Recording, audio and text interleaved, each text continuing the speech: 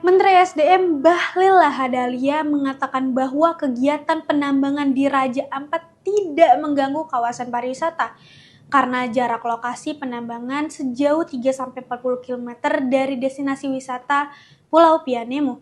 Emang iya nggak berpengaruh? Tapi buat saya begini, kita sudah melihat bagaimana tambang di pulau-pulau, tambang di Raja Ampat ini sangat destruktif gitu, dan justru itu akan harming untuk industri pariwisata ke depannya gitu kan.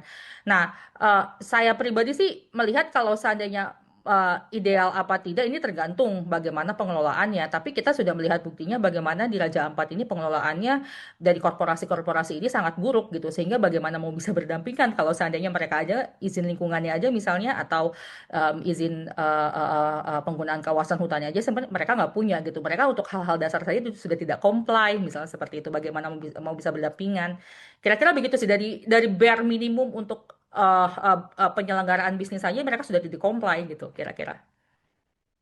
Oke Mbak, mungkin sedikit tambahan menambahin dari pertanyaan Vivian tadi. Berarti ini kalau soal berbicara tentang wisata sendiri, berarti ini ada potensi malah wisata ini, pariwisata ini berkurang gitu ya Mbak? Dari adanya penambangan ini. Bisa jadi kalau seandainya kemudian pencemarannya semakin meluas, dan gini, kenapa pada akhirnya kita mendorong gitu ya untuk penegakan hukum ini betul-betul dilaksanakan secara tegas gitu ya kepada perusahaan-perusahaan yang kemudian bandel dan tidak sesuai dengan prosedur gitu ya, supaya tidak ada lagi replikasi di daerah-daerah lain gitu kan. Sebenarnya tidak menutup kemungkinan bahwa kalau tidak ada pengawasan dan tidak ada gakum yang kuat gitu, penegakan hukum yang kuat, hal seperti ini kan bisa direplikasi di daerah lain.